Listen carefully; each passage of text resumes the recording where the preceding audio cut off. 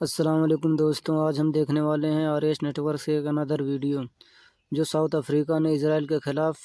International criminal court میں مقدمہ درج کیا ہے۔ اس کا 11 تاریخ کو سنوائی ہوا ہے۔ آئیے دیکھتے ہیں، اس کے بعد اس پہ بات کریں گے۔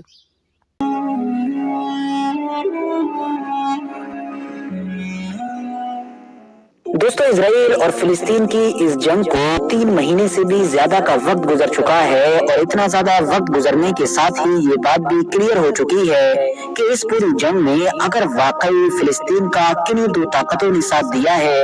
یا یہ کہہ سکتے ہیں کہ کوئی دنیا کے 2 دیش سچ میں فلسطین کے ساتھ کھڑے ہوئے ہیں، تو ان میں سے ایک تو یمن ہے جبکہ دوسرا ہے ساؤتھ افریقہ۔ اور انٹرسٹنگ بات تو یہ ہے کہ ساؤتھ افریقہ نے فلسطینیوں کا ساتھ دینے کے لیے جو راستہ چنا ہے، وہ قدم پچھلے 70-75 سال کے اتہاس میں عرب یا پھر کسی مسلم دیش نے بھی نہیں اٹھایا تھا۔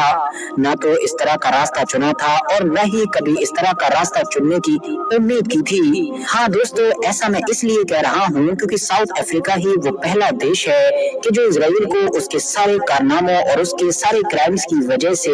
ICJ مطلب کہ انٹرنیشنل کورٹ آف جسٹس میں لے جا چکا ہے، اور وہاں پر ایک ایسی بڑی لیگل لڑائی کا آغاز ہو چکا ہے کہ جس پر پوری دنیا کی نظر بنی ہوئی ہے۔ شروع میں ساؤتھ افریقہ کی طرف سے جب یہ کیس فائل کیا گیا تھا اور دنیا بھر میں خبر پھیلی تھی، تو اسرائیل ہمیشہ کی طرح اس پورے معاملے کو بہت ہلکے میں لے رہا تھا۔ ہلکے میں لینے کی وجہ یہی تھی کیونکہ اتہاس پر نظر ڈالیں تو شاید ہی اسرائیل نے UN کی کبھی سنی ہوگی، ورنہ UN کی جتنی بھی باڈی ہیں، مطلب جتنی بھی الگ الگ شاخائیں ہیں، ان کا کوئی بھی آرڈر آئے، کوئی بھی وہاں پر ریزولوشن پاس ہو، اسرائیل پر کوئی خاص فرق نہیں پڑتا ہے۔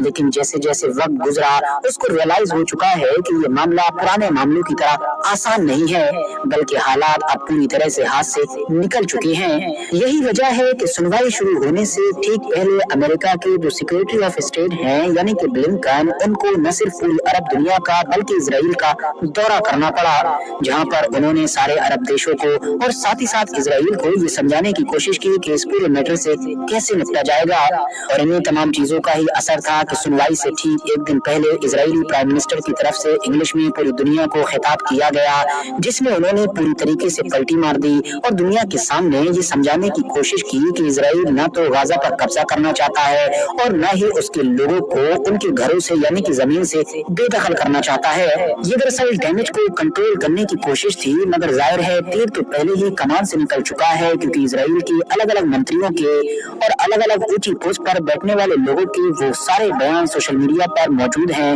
کہ جو انہوں نے پچھلے کچھ دنوں کے اندر فلسطینیوں کے خلاف دیے تھے۔ دوستو، جس وقت میں یہ ویڈیو ریکارڈ کر رہا ہوں اس وقت تک پہلے دن کی سنوائی ہو چکی ہے، اور اس سنوائی کے بعد نہ صرف اسرائیل ہی بلکہ پوری دنیا بھی حیران ہے، کیونکہ کسی نے بھی امید نہیں کی تھی کہ ساؤتھ افریقہ نے اس لیول کا کیس تیار کیا ہے۔ یہ کیس کتنا زیادہ زبردست اور مضبوط ہے، اس چیز کا اندازہ ٹویٹر مطلب کہ ایکس پر جاری کیے گئے ان بیانوں سے لگایا جا سکتا ہے کہ جو ایک دن کی ہیئرنگ کے بعد اسرائیل کے پرائم منسٹر یا پھر بڑے بڑے نیتاؤں کی طرف سے،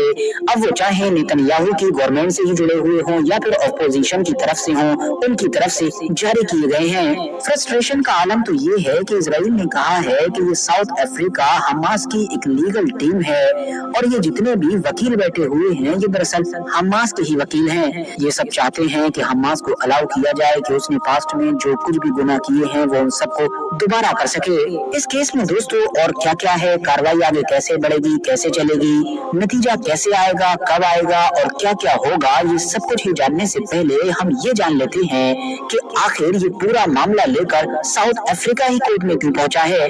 کیونکہ ظاہر ہے ساؤتھ افریقہ نہ تو ایک عرب کنٹری ہے، نہ ہی مسلم کنٹری ہے، اور نہ ہی فلسطین اور اسرائیل وغیرہ کے پڑوس میں موجود ہے، بلکہ وہ تو فلسطین سے ہزاروں کلومیٹر دور موجود ہے۔ تو دوستو، اس سوال کا جواب ہم کو ملے گا ساؤتھ افریقہ کے اتہاس سے، وہ بھی زیادہ پرانے نہیں بلکہ 8 سے صرف 30-40 سال پرانے اتہاس سے۔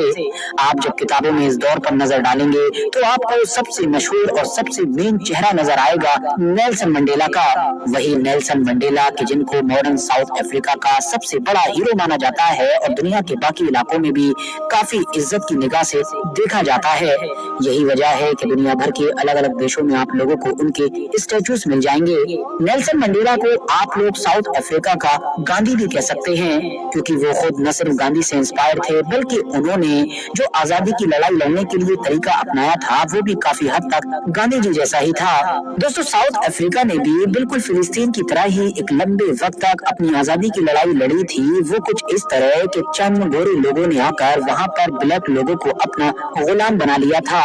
गुलाम इस नजर से क्योंकि उनके सारे राइट्स छीन लिए गए थे और उनको बराबर का शहरी माना ही नहीं जाता था। नेल्सन मंडेला ही उस लड़ाई के मेन हीरो थे। इन लोगों ने एक लंबे वक्त तक लाख कुर्बानियां देने के बाद न सिर्फ आजादी हासिल की बल्कि 1994 में फाइनली साउथ अफ्रीका को अपना पहला ब्लैक राष्ट्रपति मिला कि जिनका नाम था नेल्सन मंडेला। इन्हीं नेल्सन मंडेला ने खुले तौर पर एक बार ये कहा था कि साउथ अफ्रीका के लोगों की आजादी उस वक्त तक अधूरी है कि जब तक फिलिस्तीन आजाद नहीं हो जाता। नेल्सन मंडेला की जबान से बोले गए ये तारीखी और मशहूर जुमले नेल्सन मंडेला के उस स्टैचू के नीचे भी लिखे हुए हैं, जो दरअसल आज भी वेस्ट बैंक यानी कि फिलिस्तीन के मशहूर शहर रामल्ला में मौजूद है।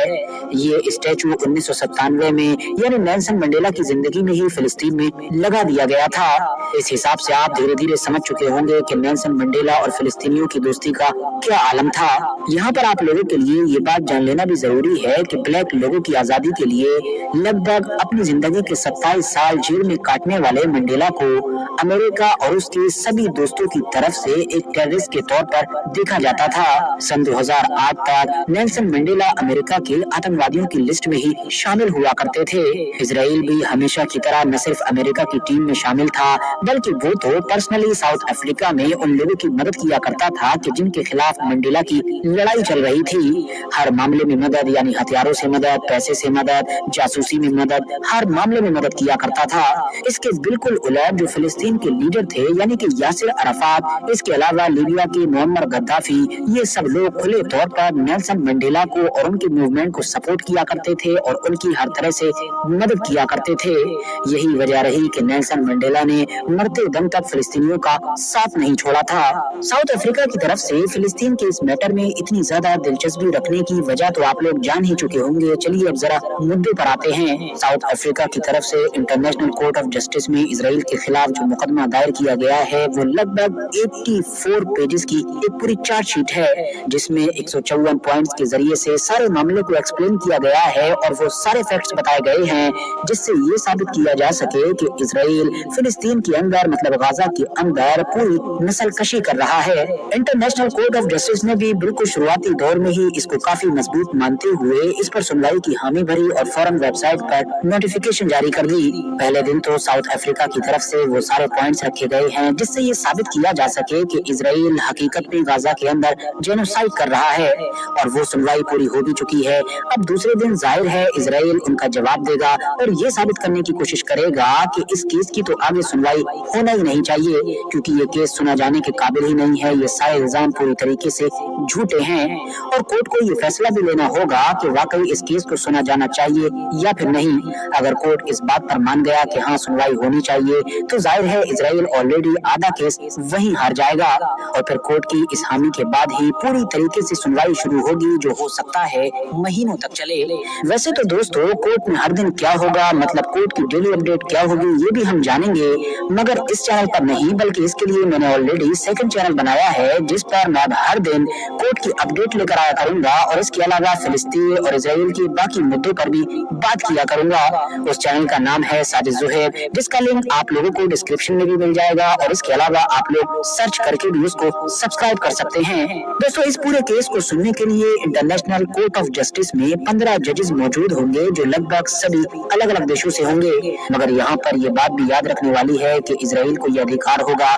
कि वो इन 15 में से किसी एक को खुद चुन सके। ठीक इसी तरह से दूसरी पार्टी साउथ अफ्रीका को भी यह अधिकार होगा कि वो एक जज को खुद से चुन सके। आखिर में फैसला वही माना जाएगा कि जो मेजोरिटी की तरफ से दिया जाएगा, मतलब 15 में से 8 जज जिस बात पर राजी हो जाएं और जिस चीज को सही मान लेंगे वही फैसला होगा। शुरुआती दौर में तो साउथ अफ्रीका की तरफ से दायर किए गए इस मुकदमे का समर्थन करने से ज्यादातर देश बचते हुए दिखाई दे रहे थे, मगर अब समर्थन करने वालों की लिस्ट दिन ब दिन बढ़ती जा रही है। जिस वक्त मैं ये वीडियो रिकॉर्ड कर रहा था, ज्यादातर मुस्लिम देश और दुनिया के कई बाकी देश भी साउथ अफ्रीका को समर्थन दे चुके हैं, जबकि दूसरी तरफ इस केस की मुखालिफत करने वाले लोगों की लिस्ट में सिर्फ 2 ही नाम नजर आ रहे हैं। और मुझे उम्मीद है आप पहले ही समझ चुके होंगे, क्योंकि पहला नाम है यूनाइटेड स्टेट्स ऑफ अमेरिका, दूसरा नाम है यूनाइटेड किंगडम। हालांकि रशिया, चाइना और इंडिया जैसे कुछ मशहूर और बड़े नाम ऐसे भी हैं जो दोनों ही टीम से गायब नजर आ रहे हैं। आपको जानकर दोस्तों शायद हैरानी होगी कि इजराइल में दूसरे बहुत सारे मामलों की तरह इस मामले को लेकर भी